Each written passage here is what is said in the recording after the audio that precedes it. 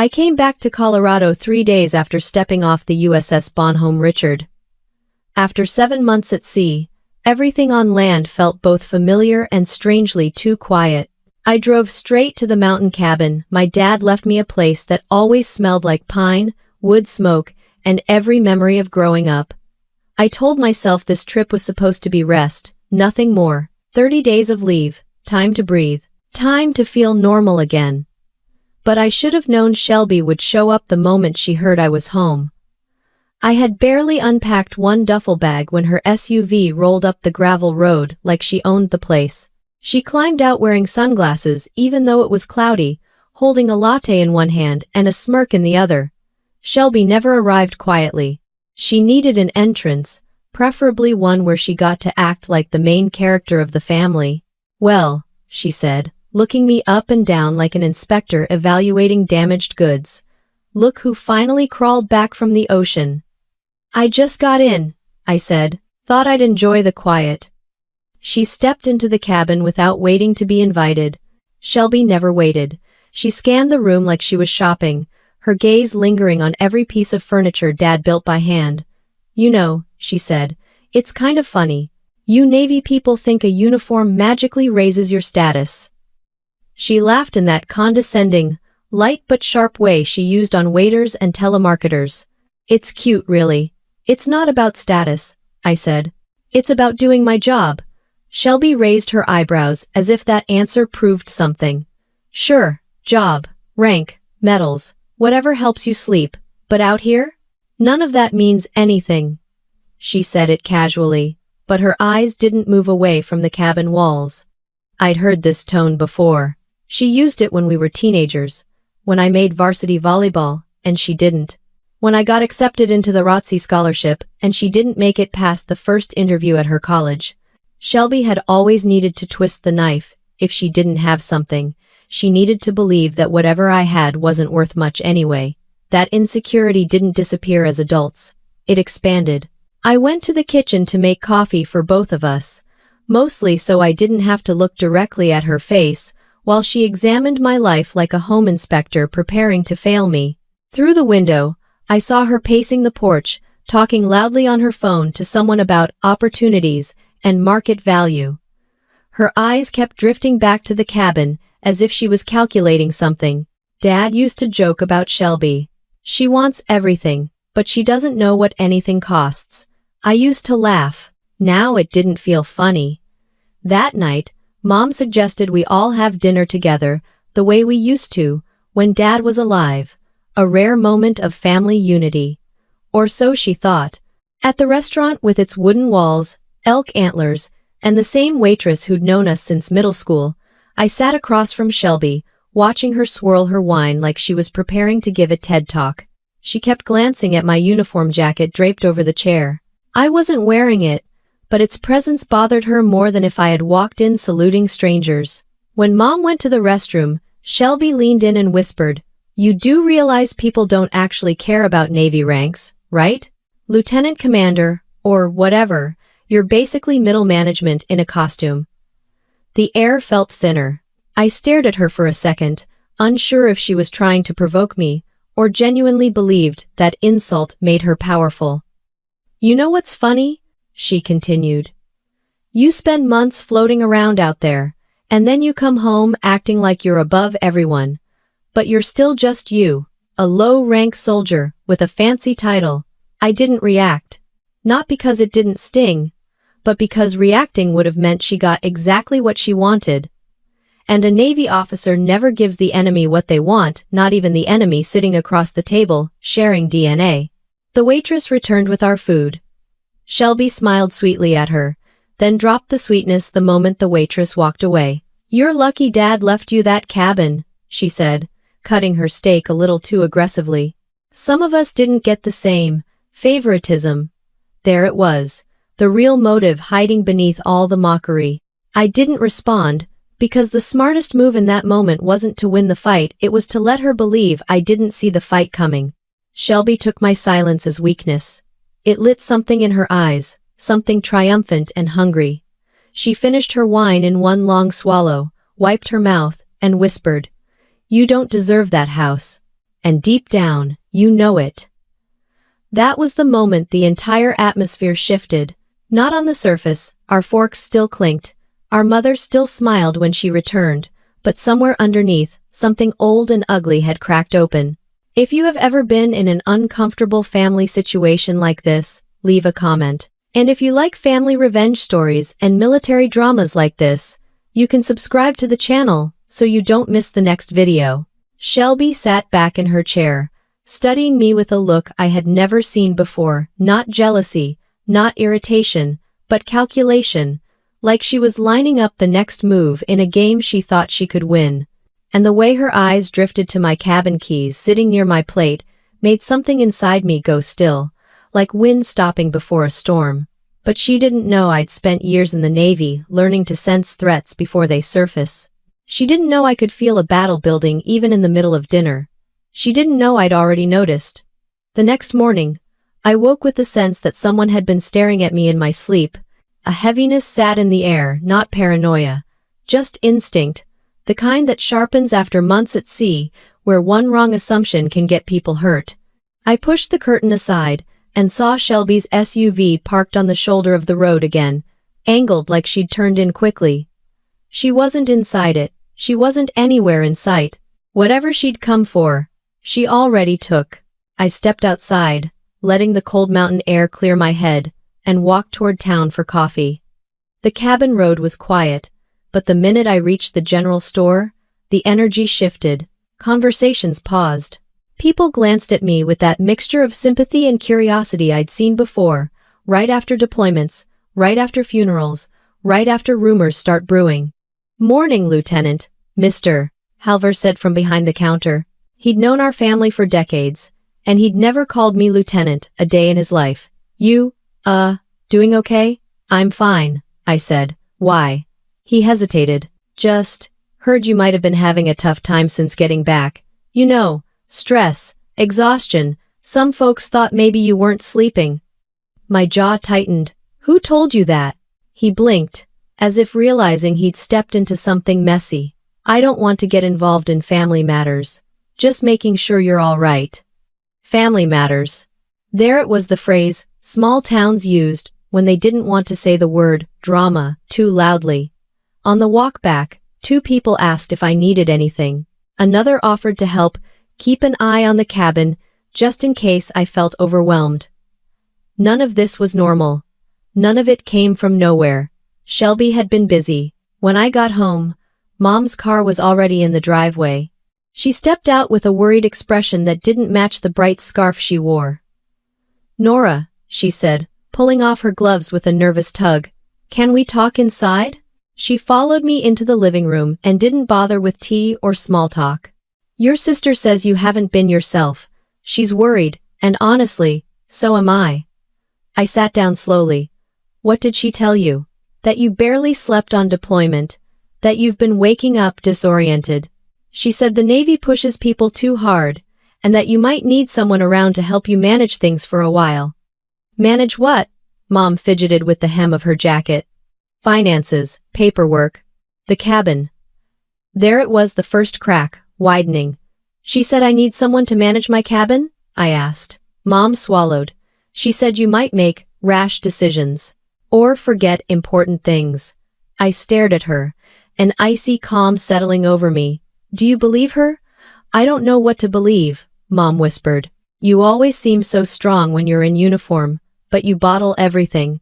Shelby is concerned you're holding too much." The irony stung. Shelby wasn't concerned. She was constructing a narrative. One rumor at a time, one conversation at a time. She planted seeds in the exact places they'd grow fastest: small towns, old friendships, the insecurities of a worried mother. "Mom," I said, "I'm fine." She nodded, but her eyes didn't show conviction. Just fear. Fear Shelby had carefully curated. When she left, I noticed something on the kitchen counter. A folded piece of paper. Not from me, not from Mom. Left intentionally. I unfolded it. A flyer from a local notary office, except the address didn't exist. The phone number didn't match any Colorado business. And scribbled on the back, in Shelby's handwriting, was a reminder.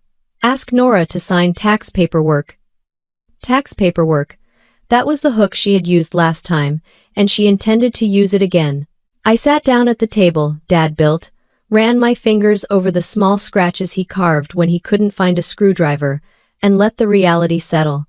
Shelby wasn't just jealous, she was building a case, a story, a version of me that didn't exist, but one people might believe if she repeated it enough times. Around noon, I walked to the mailbox. A neighbor across the street waved tentatively. "Hey Nora," she called. "Heard you weren't sleeping well. Everything all right?" There it was again.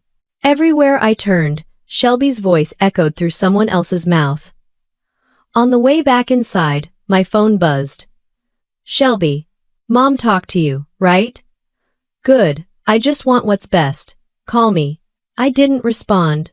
Minutes later, another text. "Shelby, you don't have to act strong all the time. I can help with the house if it's too much." Too much? A Navy Supply Corps officer who oversaw multi-million-dollar operations suddenly couldn't handle a two-bedroom cabin? The insult wasn't just personal, it was strategic. Later that afternoon, I drove down to the lake to clear my head. I watched the reflection of the mountains ripple in the water, remembering all the weekends Dad taught us how to skip stones. Shelby always cheated, threw rocks instead of skipping them, then claimed she won. Some things never changed. She still couldn't win without bending reality. A voice called from behind me. "Nora?" It was Claire, a woman who'd known my family forever. "Your sister came by my shop," she said cautiously. "She told me, you've been off, forgetful, maybe not safe living alone right now." I stared out at the lake, letting the cold wind burn my cheeks so I didn't say something sharp. "Do I look unsafe to you, Claire?" "No," she said truthfully. But the way Shelby said it, I thought something serious must have happened. I closed my eyes. Shelby wasn't just spreading rumors. She was carefully constructing a profile, one that made me look unstable, unfit to manage property, in need of intervention. And in Colorado, when family claims someone is mentally unfit, courts take it seriously, very seriously. Claire placed a hand on my arm. "Just be careful," she sounded determined. Determined. Yes, Shelby was always determined when she wanted something she didn't earn. I drove back to the cabin, with a quiet steadiness settling in my chest. The wind scraped through the trees. Pine needles scattered across the porch. The place Dad built looked small against the mountains, but it was still mine, legally, emotionally, historically. Shelby thought she could break me with gossip and psychological games. She had no idea I'd already recognized the pattern. She had no idea I was documenting every word. She had no idea the Navy taught me to stay 3 moves ahead. And she had no idea that what she set in motion was about to turn into something far bigger than she expected. The pen marks on the fake notary flyer were still fresh when I went to lock the front door, only to realize it already was locked. The deadbolt had been turned from the inside. I hadn't done that. That little detail tightened something in my chest, the unmistakable sense that someone had moved through my space without permission. And only one person I knew would walk into my home, like it belonged to her. The next morning came with the sharp brightness of Colorado sun bouncing off the windows. I stepped outside, heading toward my truck, when Shelby's SUV rolled up and blocked the driveway with practiced ease. She stepped out holding a bright red folder, the kind that screams urgency but usually contains nothing but manipulation. "There you are," she said, as if she'd come to deliver good news. I was hoping we could take care of something real quick. I didn't move toward her. "What is it?" She opened the folder with the flourish of a stage magician, about to pull out a rabbit. "Tax forms. Cabin-related. You know the county loves to nickel and dime people who don't understand their policies." "I understand policies," I said. Shelby's smile tightened. "Not civilian ones. It's not the same as your Navy income. And honestly, Mom's worried you're not keeping up." There it was, Mom's concern used as a weapon. Shelby slid a stack of documents toward me. "Just sign here. It'll protect you from unnecessary fees." "I'm trying to help." Her voice softened on the last line, too soft, like honey dripped over a trap. I took the papers, scanning the first page. The bold heading made my stomach knot. Request for temporary asset management authorization. Not tax forms. Not helpful documents. This was the first step toward transferring control of the cabin. I kept my expression still. Why is your name on the management line? Oh, she said lightly. That's just for administrative convenience. Administrative convenience. A phrase people used when they were hiding a knife. I turned another page and found something worse, her name again. Listed as secondary property custodian, with a clause that, if interpreted loosely, allowed her to make urgent decisions regarding property protection. Urgent decisions, like selling, or transferring, or claiming abandonment. She really thought she could slide that past me. These are illegal, I said calmly. Shelby blinked, feigning confusion. Illegal? Nora, everybody does this stuff. It's routine. Especially for military folks who are stretched thin. Her glance at my uniform jacket on the porch did not go unnoticed. I'm not signing, I said. Her face shifted, bright smile gone, replaced with something colder, sharper. You're making this difficult for no reason. I'm not signing, I repeated. The wind rustled through the pines. For a long second, neither of us moved. Then she snapped the folder closed, like she was slamming shut the possibility of being told no. You're going to make things harder than they need to be. Fine. But don't expect me to fix anything when the county hits you with fees. Or when Mom asks why you're refusing help. Help. If help had teeth, it would look just like her. She stalked back to her SUV, but before climbing in, she leaned out the open window. You should really think about who's on your side, she said. Because right now, you look overwhelmed. And judges don't like overwhelmed people handling property. Judges. She'd been researching. Her engine growled as she drove off, spraying gravel like shrapnel. I held the folder against my chest, the edges cutting into my palms. She wasn't bluffing. This wasn't emotional outburst. It was deliberate strategy.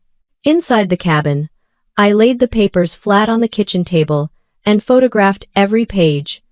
Then I opened my laptop and searched every clause, every name, every supposed policy. Within minutes, the truth was clearer than Shelby had ever been. The notary listed didn't exist. The tax form numbers weren't recognized anywhere.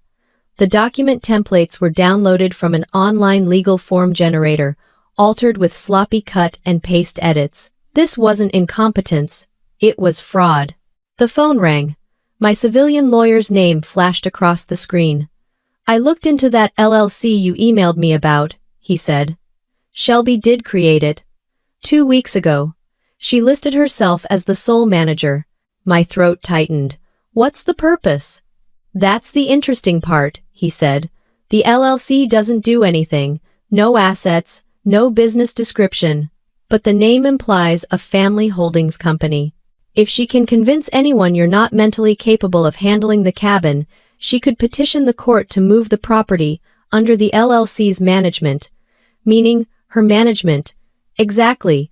I pressed a hand against the wooden table. Dad built this cabin board by board. The idea of Shelby using his name, his work, his legacy for a fraudulent scheme, made something deep inside me harden. Document everything, the lawyer added. Every conversation, every rumor, every piece of paper. If she's willing to fake one signature, she'll fake more. After we hung up, I stared at the documents again. The edges fluttered in the draft from the window, like they were alive, like they were warnings. I picked them up and fed them into a folder, labeled Shelby 1. I'd already started after the first round of town rumors. Each page slid in with a soft whisper, a quiet reminder that I needed to stay ahead, not just react. When the knock came at the door that afternoon, I half expected it to be Shelby returning with more forged paperwork. Instead, a neighbor I barely knew stood there holding a casserole dish. I just wanted to drop this off, she said kindly. Your sister mentioned you might not be eating well. She said you've been distracted. Distracted. Overwhelmed. Unstable. Those words were appearing too frequently. I thanked her and accepted the dish, though it felt like taking evidence from a crime scene. After she left, I stood in the doorway longer than necessary. Shelby's groundwork was everywhere. Every whisper, every look, every well-intentioned casserole. Back inside, I set the dish down and opened a drawer. Inside was the small, black notebook I'd brought home from deployment, the one I used to track ship inventory, logistics problems, and the kind of issues that kept supply officers awake at night.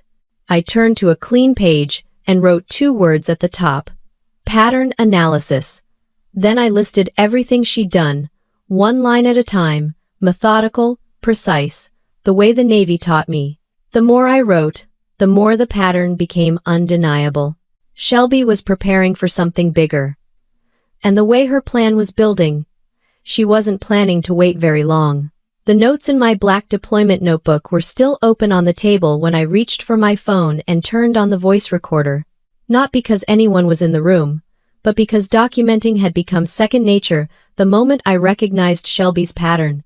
I steadied my breathing, letting the instinct I'd learned on ships and in logistics briefings settle into my bones. Observe, record, analyze, prepare. I walked through the cabin slowly, noticing details I'd ignored before. A window latch slightly moved. A mug out of place on the counter. The faint smell of Shelby's perfume in the hallway. The signs weren't dramatic. They were subtle, deliberate, practiced. She'd been inside more than once. I opened the cabinet above the fridge and reached behind a stack of old cookbooks. My small GoPro was still there. Deployment taught me never to leave tech in plain sight. I charged it, set the date and time, and checked the angles in the living room. Alone, the cabin felt too still, too expectant, as if the walls themselves wanted to say something, but didn't know how. By noon, I had collected everything I needed to start fortifying the place. Cameras, batteries, motion sensors, and a few spare SD cards from my deployment gear.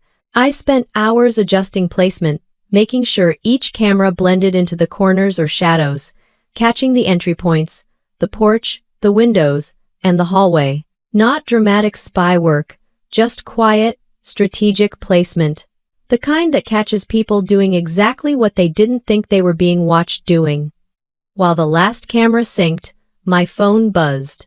It was the JAG officer I'd emailed from Naval Base Coronado. "Lieutenant Commander Caldwell," he said, polite but focused. "I went through the documents you sent. Those forms aren't legitimate. The structure doesn't follow any recognized civilian or federal format." "I figured," I said. He paused. "Has your sister attempted anything like this before?" "She's always pushed boundaries," I said. "But this is new." He exhaled. "You need to be careful. If she's building a narrative that you're unfit, even informally, it can snowball. Family disputes involving property can get complicated fast, especially if someone claims mental instability." "I'm documenting everything," I said. "Good," he replied. "Just remember JAG can advise, but we can't intervene in civilian cases. Keep your lawyer close and don't confront her alone." His tone wasn't dramatic, it was procedural, but it settled something in me. If Shelby wanted to pretend I wasn't competent, she'd chosen the wrong sister. The Navy didn't just teach me discipline, it taught me to prepare for storms before they reached the radar. Right after the call ended, I drove into town. Not to confront Shelby, not to clear up rumors, but to do something far quieter. I went to the county records office. The woman behind the desk recognized my last name. "Caldwell, you related to Arthur Caldwell? He used to come in here all the time." "That was my dad," I said. She smiled warmly. "Good man. Always paid taxes early." I nodded, remembering the way Dad would joke, "A paid tax bill is a quiet life." If only he knew. "I just need copies of the current deed and tax info on the cabin," I said. She typed quickly, printed them, and handed them over. "Everything looks good on our end," she said. "No changes filed. You're up to date." Those words were like oxygen. Clean, simple, solid. No changes filed. Shelby's attempts hadn't touched the official record. Not yet. Outside the building, I leaned against my truck and read every line. My name. My signature. Confirmed ownership. No liens. No transfers. Shelby hadn't managed to move a single legal piece, but she wasn't trying to win through the court system, not yet. She was trying to corner me psychologically, socially, and emotionally until she could justify filing something bigger. I folded the papers and drove to my lawyer's office. He studied the deed copies and nodded. This is good. You're still in full control, but we need to solidify that control before she escalates. What do you suggest? I asked. A revocable living trust, he said. Put the cabin into it. It gives you legal reinforcement and makes any attempted transfer significantly harder, and we can file a quiet title action. That essentially reaffirms your ownership and prevents fraudulent claims. The words landed cleanly. Let's do it. He drafted the documents while I waited. Each keystroke, each printed page, each signature formed another layer of protection. It wasn't vengeance. It wasn't fear. It was strategy. When I returned to the cabin, the air felt different, lighter, maybe. Or maybe I was the one who felt lighter because I finally had structure, clarity, and a defense Shelby didn't know existed. Still, I kept working. I tested each camera angle again, moved one closer to the porch, adjusted another to cover the hallway where Shelby had walked. I checked audio ranges, measured light reflection, and tightened settings. Anyone stepping foot where they didn't belong would be captured clearly. As I carried the last camera to the living room, movement outside caught my eye. Shelby, standing beside her SUV on the gravel road, arms crossed, staring at the cabin like she was waiting for something to burn. She didn't see me through the blinds. She was on the phone, pacing in that sharp, impatient way she had when things weren't going according to her plan. Her voice drifted faintly through the cracked window. She doesn't even know what she's doing. Trust me, once she slips up, the cabin won't be hers for long. Slip up. I closed the window silently.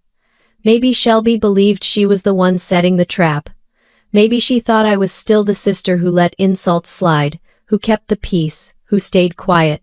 But this was different. This wasn't sibling rivalry. This was calculated deception aimed at my home, my career, my reputation. I watched her walk back to her SUV and drive away, gravel spitting behind her tires. Then I picked up my black notebook again and added a new line beneath the last entry. She's preparing for a move. I need to be ready before she acts. And the cabin, quiet and still, seemed to breathe with me as I wrote it. The next morning, I let the phone ring twice before answering, softening my voice just enough to sound tired. Not dramatic, just worn, the way anyone might sound after a restless night. Hey, I said. Shelby didn't bother with a greeting. Mom told me you've been overwhelmed. I figured I'd check on you. I let a pause hang in the air. Yeah, I've been having a lot on my mind. Shelby took the bait instantly. I knew it. I told everyone you push yourself too hard. Everyone. The words slipped out too easily, like she'd been distributing updates about me like weather reports. I'll come by, she added. We should talk. Okay, I said, keeping my tone flat, almost defeated. I'm here. When she arrived, she didn't knock. She walked in gently, this time too gently, like entering a room where a fragile patient slept. Her eyes scanned the cabin with the casual sense of entitlement she'd carried since childhood, but now it was mixed with something else, expectation. She wanted to see exhaustion. She wanted to see vulnerability. She wanted confirmation that the story she'd been spreading was starting to stick. You look tired, she said. I let my shoulders drop just slightly. I haven't been sleeping. Shelby's smile deepened, warm on the surface, triumphant underneath. You know, Nora, you don't have to pretend to have everything together. Nobody expects a Navy officer to come home perfectly fine. She said Navy officer, the same way she said messy room or parking ticket, like it was an inconvenience, a flaw. She settled onto the couch as if she lived there. I think you should let me help with things around here. It doesn't make you weak, It makes you smart." I didn't answer. I just stared at the floor, letting the silence carry its own weight. She leaned closer. "We don't want something bad to happen, because you're not paying attention." There it was, not concern, a threat hidden inside a motherly tone. While she continued talking, I let my eyes drift away, letting my breathing stay shallow, my shoulders tense, subtle signals that her words were affecting me. The better I played the role, the more Shelby relaxed into her true self. She touched the side of the chair as she stood, sliding her fingers underneath her usual habit when she was snooping. I saw it from the corner of my eye. The cameras saw it better. "You should give me a key," she said, as if it were nothing. "In case something happens, or you forget something." A key to my home. While she was actively trying to undermine my stability. "I'll think about it," I murmured. She smiled again, more openly this time, like I'd just confirmed her assumptions. "Good. Because honestly, Nora, you've always tried to act tougher than you are. It's okay to admit you can't do everything." She put a hand on my shoulder. "You're different from before deployment. Anyone can see that." She didn't notice that I had angled my posture to let the camera catch her expression fully. She didn't notice my phone recording on the table. She saw what she wanted. A sister slipping. When she finally stepped outside, she made a show of hesitating at the door, as though concerned. "Get some sleep. I'll check in tomorrow." I watched her drive off, the same way I watched storms build on the horizon at sea quietly, with an understanding that timing meant everything. Inside the cabin, I reviewed the footage. Shelby had walked through the house uninvited, made comments implying I was mentally unfit, touched drawers and surfaces like she was confirming layouts, pressed for a key, suggested I couldn't manage the cabin. Every word, every gesture was documented. Later that afternoon, I went into town again, but with a different purpose. At the diner, the waitress who'd known us since high school paused when she saw me. "Your sister said you were having trouble settling back in after deployment. I'm glad to see you're out and about." I nodded slowly. "She told you that?" "Oh, honey," the waitress said gently. She just seemed worried. Worried. An elegant cover for sabotage. As I paid, a man at the counter looked up from his paper. "You doing all right, Lieutenant Commander? Shelby said you might be going through some things." I forced a polite smile, but internally, the pieces aligned. Shelby had become the unofficial town messenger of my supposed decline. She'd weaponized small-town concern and wrapped herself in the role of the responsible older sister. But gossip spreads both ways, and the same whisper network she used was quietly feeding everything back to me. That evening, the sky turned gray with a thin veil of snow drifting over the treetops. I sat at the dining table, reviewing my notebook, organizing evidence, and finalizing the trust documents. The faint creak of the porch made me look up. For a moment, I thought it was the wind. Then a shadow passed by the window. I stood quietly, moving to the side so I wasn't silhouetted. It was Shelby again, walking around the cabin like an appraiser. She wasn't knocking this time. She wasn't calling. She was inspecting, checking perimeters, checking sightlines, checking opportunity. She paused near the back door, testing the handle gently, not opening it, just checking. Then she stepped back and took a picture of the cabin, angling her phone in a way that suggested documentation rather than aesthetics. I watched her retreat to her SUV, still silent, still composed. She didn't look around, didn't check if anyone saw. She was too confident, too comfortable, too certain I was unraveling. Inside, I sat back down and wrote a new line in my notebook. Her confidence means she's close to making a mistake. Let her believe I'm slipping. And as I clicked off the lamp, the cabin filled with the soft hum of snow drifting against the windows, the quiet rhythm of a place preparing for something it didn't yet have to fear.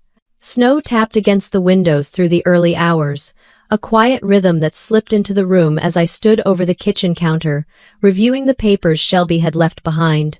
My fingertips traced the edge of each page, letting the thin sheets glide beneath them, while the overhead light hummed softly. I'd been up for a while without realizing it, just studying, absorbing, comparing. The forged lines curved too smoothly, like someone trying to imitate steadiness rather than someone who owned it. I set one page beside my actual signature, letting the two sit inches apart. The difference was clear in the pressure alone. My real strokes had weight behind them, decisions made with certainty. The false ones floated, rehearsed and shaky under the facade of confidence. That was when I took the photo, angled perfectly so the contrast was undeniable. The camera caught even the fading of the ink. Before I could settle the papers, a truck rumbled past the cabin on the road below. Only one neighbor drove that route early, and he usually waved when he passed. This morning, the truck didn't slow. Even through the fogged glass, I could see the silhouette in the driver's seat stiffen when they looked up at the house. No smile, no acknowledgement, just a quick glance away. It made the air inside colder.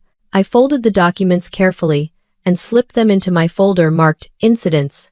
My notebook lay open beside it, pages filling faster now. Dates, times, actions, comments shall be made. The people she'd spoken to, the shifts in their behavior. Patterns formed on the page like tactical lines on an operations map, the same way we'd track movement on deployment. By mid-morning, my phone buzzed with a text from the hardware store owner. Shelby was asking about your place. Something about winter maintenance. Thought you should know. Gossip. Disguised as concern. Circulating with a purpose. I typed a short thank you and slid the phone into my pocket. As I stepped outside, the cold air brushed my face, crisp enough to clear any lingering fog of frustration. The trees bent under fresh snow, branches heavy but stable. It reminded me of something my commanding officer used to say during rough seas. Pressure doesn't break what's built right. I brushed the porch railing, sweeping off a thin line of powder, and headed toward the shed. A quiet space, insulated, and the best place to test the portable scanner I'd bought earlier. Inside, the smell of cedar and old rope hugged the air. The small device hummed to life, bright and steady, a sound of order, not chaos. One by one, I fed each document through, saving copies to an encrypted drive. No loose ends, nothing vulnerable. I'd just finished when the crunch of footsteps broke through the stillness. Slow, deliberate, approaching the shed. I kept my posture relaxed and stepped out casually, wiping my hands on my jeans like I'd only been organizing tools. Shelby stood a few feet away, bundled in a coat, but without the innocent drop-in smile she often performed for outsiders. Here, where no one else was watching, her expression shifted, easily sharper, more calculating, lips tight enough to hint at irritation. "Didn't hear your car," I said. "I parked down the hill," she replied. "Didn't want to block the road." That was a lie. She wanted to arrive unannounced. Her eyes darted to the cabin windows, then the shed behind me. I tried calling. My phone was inside. She studied my face as if searching for signs of exhaustion. When she didn't find any, her gaze hardened slightly. "I brought something," she said. She held a manila envelope, the corner slightly bent. As she handed it to me, her fingers lingered, as if passing control rather than giving information. I didn't open it right away. Instead, I let the weight of the envelope rest in my hand. "What's this?" "Updated forms," she said. "Just small adjustments. You know, to make everything easier for you. For me? For both of us." She smiled again, quick, practiced. "You trust me, right?" I didn't answer. Silence stretched between us, long enough for her to shift uncomfortably. "I really think you should sign them soon," she said. "It's important." Her insistence carried an edge. I tilted my head slightly. "Why the rush? It's just cleaner to handle things now, while everything is calm." Calm wasn't the word she wanted. She was trying to keep me off balance. Inside, I peeled open the envelope. The paper inside was crisp, too new for something she claimed was merely an update. I laid the document flat and read through the lines. Share authority, transfer authorization, estate simplification buried beneath terms she assumed I wouldn't comb through. Then I reached the signature line.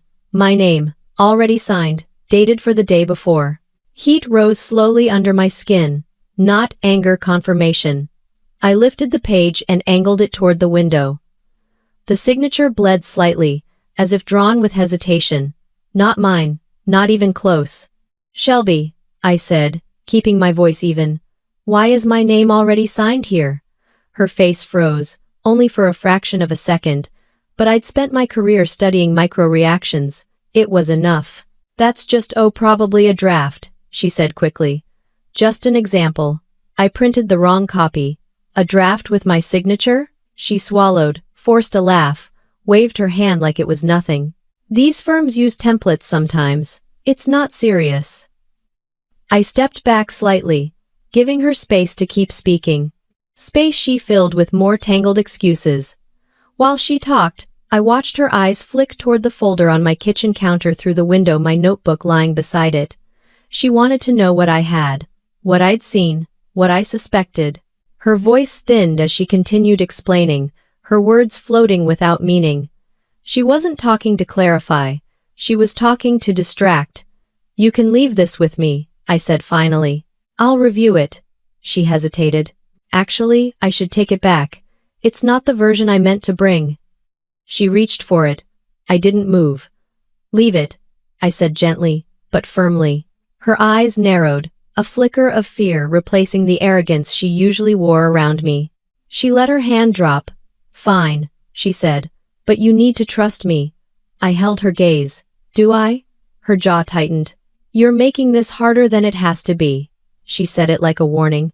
The snow fell heavier as she walked back toward her SUV, her steps stiff, her shoulders rigid. I waited until the sound of her engine faded into the trees before I locked the door and laid the forged document beside the others. In the silence of the cabin, the truth settled, without theatrics or shock. She wasn't guessing anymore. She was escalating, and every escalation gave me something stronger than suspicion.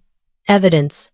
Snow softened under my boots as I crossed behind the cabin, leaving almost no sound behind me. The cold worked its way through the seams of my gloves, but I barely felt it. My mind stayed sharp and steady as I reached the tree line, where my truck was hidden under a thermal cover and a camo tarp. I checked the tie-downs, then brushed snow off the windshield with my forearm. Everything was exactly where it needed to be. I wasn't going anywhere.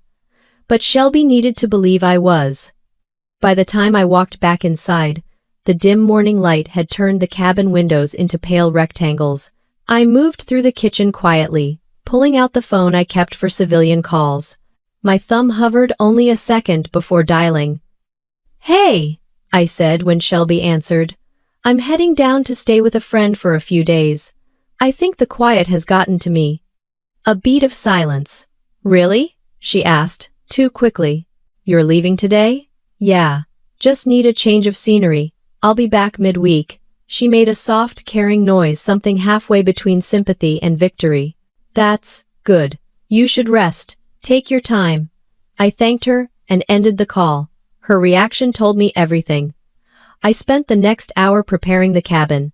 Curtains half drawn, lights off, keys on the hook by the door, arranged just enough to suggest I'd left in a hurry, but not carelessly. My bag stayed by the bedroom door, zipped tight, never leaving the house. I placed a half-open book on the coffee table beside a cold mug of tea, the kind of scene someone rushes away from. Then I slipped into the back bedroom, the only room with no camera, and settled onto the edge of the bed with my tablet open. 6 camera feeds glowed across the screen. My pulse stayed slow, my breathing even. Waiting was something the Navy taught me better than anyone. The first day passed with stillness thick as fog. Nothing but the wind through the trees and the occasional groan of settling wood. I checked the cameras every hour, scanning for headlights, shadows, anything, nothing. Late that night, the moon lit the snow in a pale wash. I listened to the cabin breathe and kept the tablet close. The second day was quieter still. It wasn't until well into the third afternoon that motion flickered across the front porch camera. My hand steadied the tablet instantly. A car crawled up the drive. Not my mother's car. Not a neighbor's, Shelby's. She stepped out like she expected the silence. Like she'd known I wouldn't answer even before she tried. Her coat was zipped all the way up, but her confidence walked ahead of her. I watched her knock on the front door. Once, twice. Then she tried the knob, leaning her weight into it. Locked. Her breath fogged the air as she muttered something under it. She pulled out her phone, pace suddenly restless. I watched her lips move, no sound from where I sat. A call to someone. Maybe to create a witness. Or reassurance.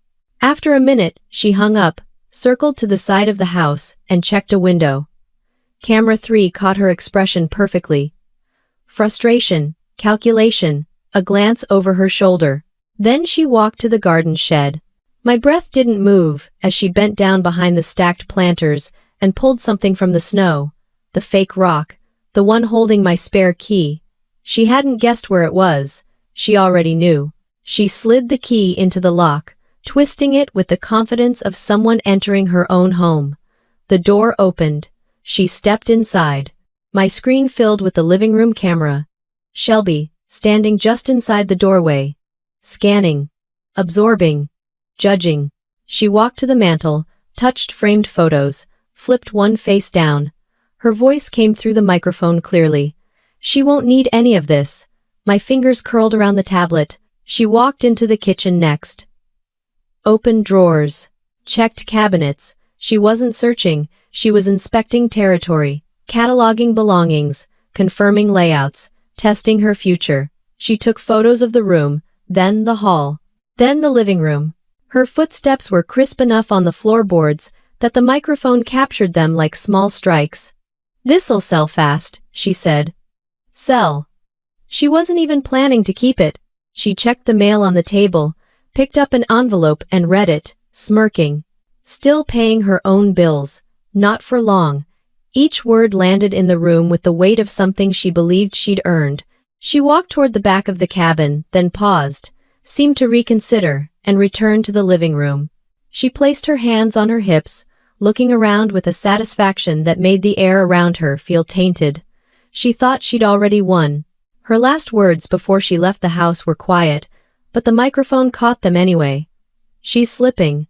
This is going to be easy." Then she locked the door and returned the key to the rock carefully, almost respectfully, like she wanted to hide her crime behind neatness.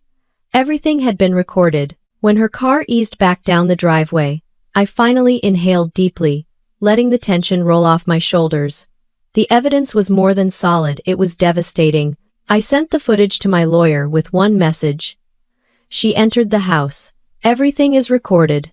As the sun sank behind the pines, the cabin's interior took on a soft, dim glow that felt less like a home and more like a command center.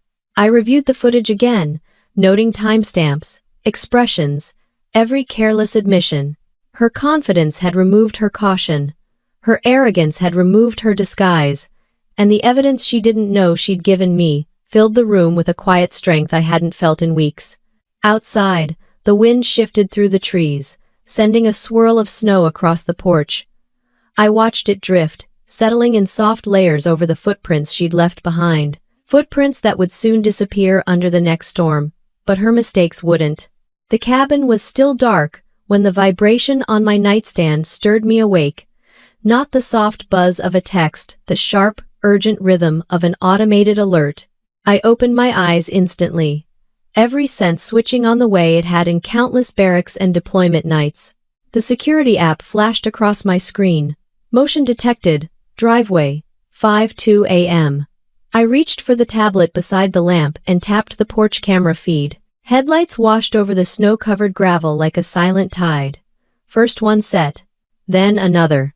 And then a third. Taller vehicle pulling in behind them, a moving truck.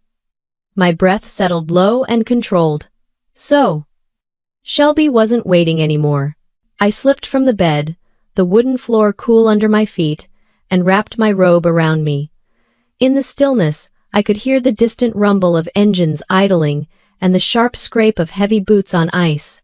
Then my phone lit up again, this time an incoming call. "Mike, security gate." The young guard sounded rattled when I answered. "Commander, sorry Nora, I know it's early, but your sister is at the gate. She's got a moving truck with her. 3 guys. She's saying the property belongs to her now." His voice wavered like he already knew something wasn't right. She wants access, he added. What do you want me to do? I scanned the driveway feed again. Shelby was out of her SUV, coat flaring around her shoulders in the wind, giving instructions with quick, decisive gestures. Even from the camera angle, her confidence was unmistakable. I kept my voice level. Let her in, Mike. He hesitated. Are you sure? She has papers saying you transferred the cabin to her yesterday. She'll need to sign the visitor log. Full name, arrival time, purpose of visit. But should I call the sheriff? Not yet, I said calmly. Just let her through. A long exhale crackled through the line. Okay, I'll do it. I ended the call and moved toward the hallway, tapping into different camera angles as I walked. The sky was still black, only a thin gray line on the horizon, hinting at dawn. The wind pushed at the cabin's edges, making the porch light flicker. Shelby stood on the steps now, her heels clicking against the wood in sharp, impatient beats. The movers clustered behind her, unsure, glancing between her directions and the house. She tested the knob. Finding it locked, she knocked 3 short, demanding raps. Nora, I know you're in there. Her voice pushed through the door but fell flat in the quiet cabin. I stopped beside the window, just out of sight, and watched her breathe fog into the freezing air. I lifted the tablet again. The porch camera captured everything: her tightened jaw, her fake confidence, the folder of documents tucked under her arm. She was performing ownership, not for me, for the men she'd brought to help her take what wasn't hers. One of them stepped closer. Ma'am, we can't move anything until we see proof this is legal. Shelby shot him a glare sharp enough to cut ice. It's legal. She signed everything yesterday. She shook the folder in her hand, the documents inside flickering like pale flags. Another mover asked, Do you have a key, ma'am? She pulled it from her coat pocket with a proud, too casual flourish. My spare key, the one she stole weeks ago. I do now, she said. The knot of quiet anger that formed in my chest didn't rise or burn, it settled. Cold, steady, certain. Then the sound of snow crunching under boots signaled movement behind them. A patrol car rolled into view, slowing to a stop with its headlights illuminating the moving truck. Timing precise. Exactly the way Ruth had planned it. The officer stepped out, breath misting in the air. Morning. Can someone explain what's going on? Shelby turned toward her, tightening her coat around her shoulders. It's my property. I'm moving some things out. The officer raised an eyebrow. Your property?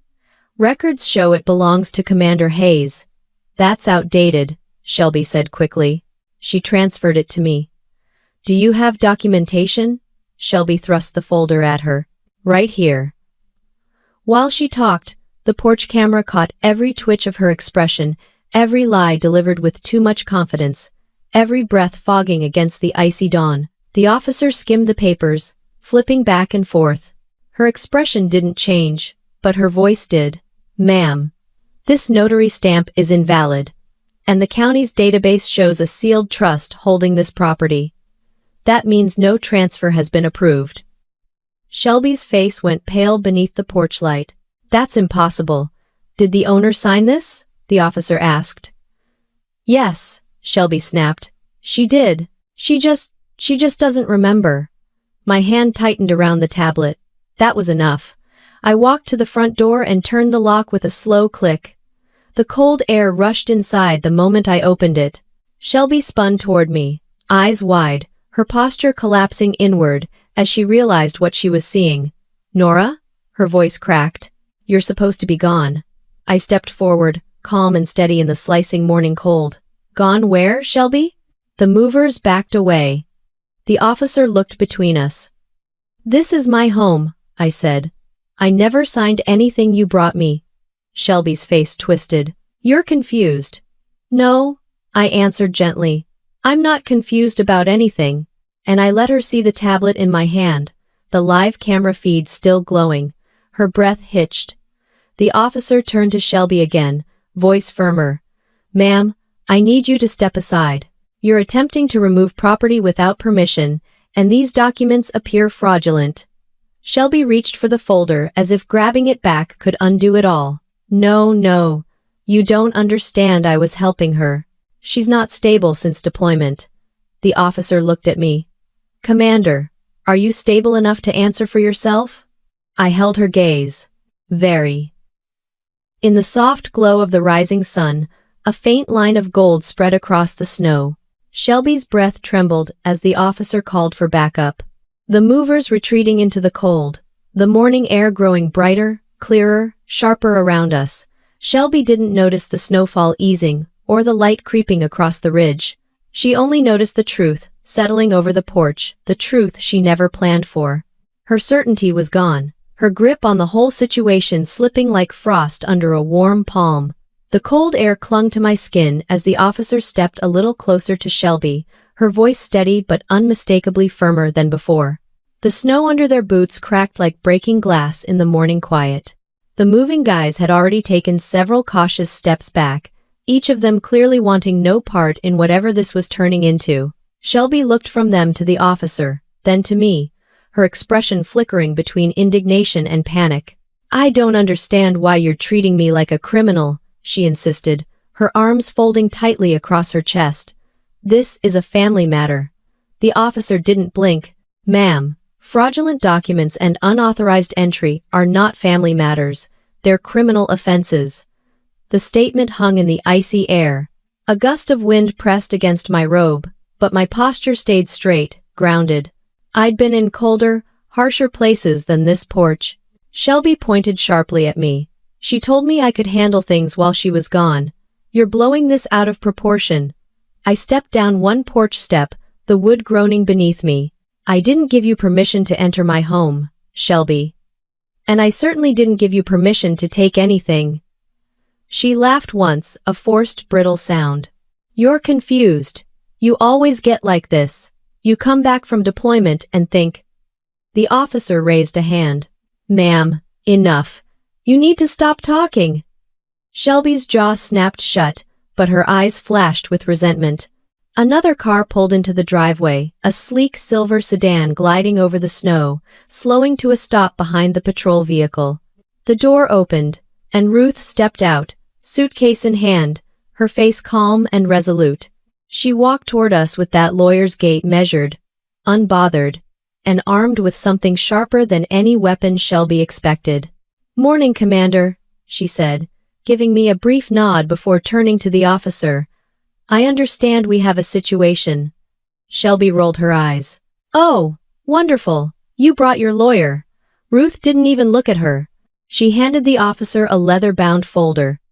These are copies of the trust documents, the sealed title order, and a notarized statement confirming Commander Hayes maintains full legal ownership of this property.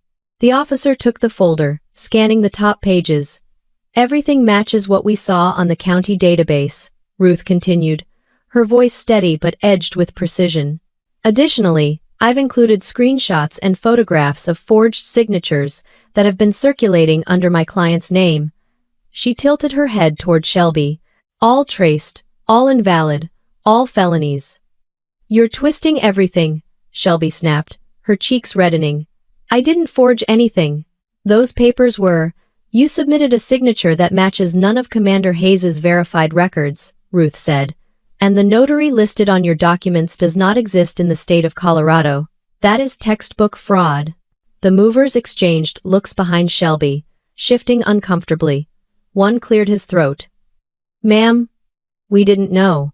She told us. You're not at fault, the officer assured them. You acted on information provided to you. Shelby turned on them with fresh outrage. Oh, so now you're all on her side? She's manipulating everyone. Enough, the officer said again, voice cutting through the chaos. Ma'am, you need to step away from the property. Shelby's breath turned sharp. No, you don't get to kick me out. She owes me. I met her eyes. I owe you nothing. Her face twisted, a mixture of betrayal and rage colliding into an expression I recognized too well, someone who wasn't just losing a plan but losing control of the story she'd been crafting. That's not how this goes, she whispered, voice trembling. You're the little sister who never fit in. You don't get to dictate anything. Ruth stepped beside me, arms crossed. She does when it's her legal property. The officer moved forward. Ma'am, please place your hands where I can see them. Shelby's breathing grew shallow, fogging the air. Her hands shook not from cold, but from something crumbling inside her. You set me up, she hissed at me. You wanted this. I wanted peace, I answered quietly. You came here trying to take it. The officer gestured toward the patrol car. Ma'am, you're being detained pending investigation. Shelby didn't fight physically, but her words clawed at me as she was guided toward the vehicle. You ruined our family, she spat. You think you're better than us because you wear that uniform. Her voice cracked on the last word. I didn't raise mine. I built my life. You tried to take it. When the patrol car door closed behind her, the world seemed to exhale. The engine rumbled, tires crunching as the car began to turn around. The movers took the cue, quickly gathering their gear and loading back into their truck. The air felt clearer without Shelby's presence, the early light stretching across the snow like something finally breaking open. Ruth closed her folder and tucked it under her arm. You handled that well. I've handled worse, I said, though the truth was that the adrenaline still hummed in my fingers. The officer stepped back onto the porch. She'll likely face charges for trespassing, attempted theft, and the fraudulent documentation. The prosecutor will contact you. I nodded. Thank you. As the convoy of vehicles moved down the drive, the cabin returned to its natural stillness. The wind brushed fresh snow off the branches. A small bird hopped across the railing, unaffected by the drama that had just played out. Ruth turned to me, softening her voice. Now comes the conversation with Daniel. I exhaled slowly. I know. You'll handle it, she said with a quiet certainty. You've handled everything else. Inside, the cabin felt warmer than before, not because the temperature had changed, but because the tension had finally loosened. I poured 2 cups of coffee, handing one to Ruth, and we sat at the table beneath the old window that faced the mountains. Outside, the first sunlight hit the peaks, turning them gold. Evidence had spoken, the law had acted, and for the first time in weeks, the cabin felt protected again. The coffee on the table had gone warm by the time the patrol car carrying Shelby disappeared down the road. A faint silence settled over the cabin, not heavy or tense, just real, the kind that follows a storm once the last gust of wind has spent itself. Ruth sat across from me, flipping through the last of the documents like someone reviewing the closing chapter of a case already won. You did everything right, she said without looking up. Shelby built a story. You built evidence. There's a difference. I leaned back in my chair, letting the words settle. Evidence. That had always mattered more than emotion, more than family opinion, more than the small-town whispers Shelby tried to weaponize. My life, my Navy career, had conditioned me to rely on facts, procedure, and timing. And that was exactly what had protected me. The cabin door creaked slightly when the wind hit it. Not the sharp jolt from earlier when Shelby stood outside at 5 in the morning, but a gentler push, the kind that no longer carried tension.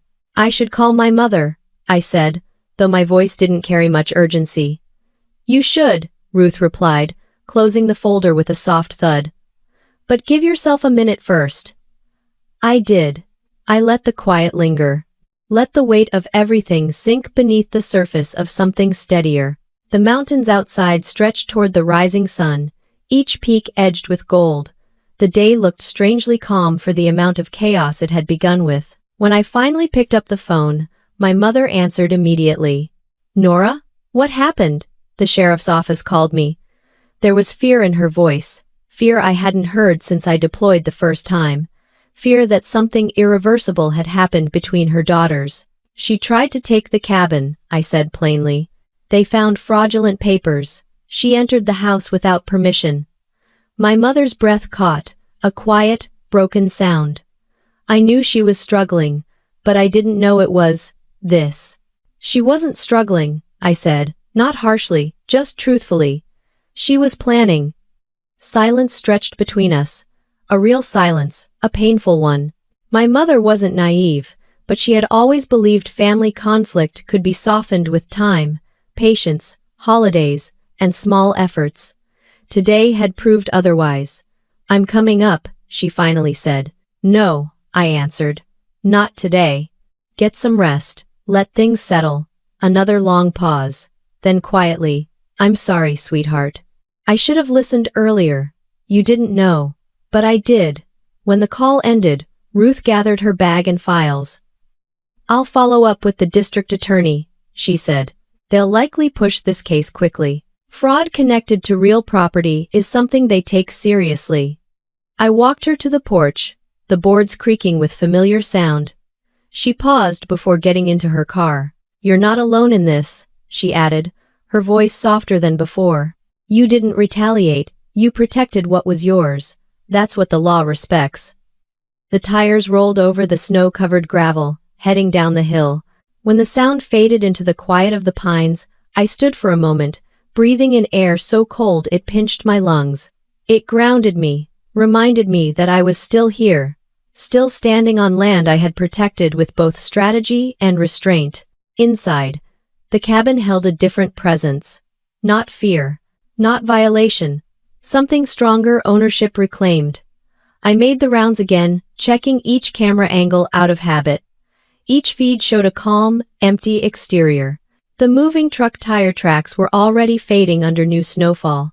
The porch, once crowded with tension and confrontation, now looked like it always had a place where I drank coffee on long leave mornings. My phone buzzed around noon. "Sheriff Dalton, we've booked her. Multiple charges pending. We'll keep you updated. You did the right thing." I stared at the message for a moment, not with satisfaction, but with a clarity I hadn't felt in weeks. By early afternoon, the sky shifted into a silvery gray, the kind of winter color that always made the mountains seem both closer and farther at once. I put on a coat and stepped outside, boots sinking into fresh snow. Every footprint Shelby left earlier was gone now, covered completely. There was something fitting about that. Standing on the porch, I thought about the months leading to this: her comments, her manipulation, the forged signature, the fake concerns she spread in town. Shelby had built a narrative where she was the savior, and I was the unstable veteran who needed rescuing from her own life. But today had cut that narrative at the root. Justice didn't always roar. Sometimes it arrived in handcuffs and paper trails. Sometimes it looked like a sheriff reading fake documents with a raised brow. Sometimes it was a camera catching the exact moment someone crossed a line they couldn't walk back from. And sometimes it was simply a woman reclaiming her own quiet. I walked farther down the drive, letting my boot prints trail behind me in a clean, deliberate line. Halfway down, I stopped and looked back at the cabin, its wooden frame sturdy against the winter, its windows reflecting the mountains. This place wasn't just mine legally. It was mine because I protected it the way I protected anything I cared about. With discipline, with clarity, with the strength the Navy had carved into me, a strength Shelby underestimated. As I turned back toward the cabin, the snow fell in slow, quiet flakes, dissolving on my coat sleeve. I brushed them off gently and opened the door. Not to end anything, not to reflect on a chapter closed, but to keep living in the place I fought, prepared, and stood firm for without apology, without fear, without any shadow of doubt remaining. And if this story stayed with you, or reminded you of something you've lived through, I hope you'll be part of this little community we're building here. Share your thoughts below. I read every single comment. And if you enjoy stories like this, don't forget to subscribe for more family revenge stories, sister betrayal narratives, and military drama that hits close to home.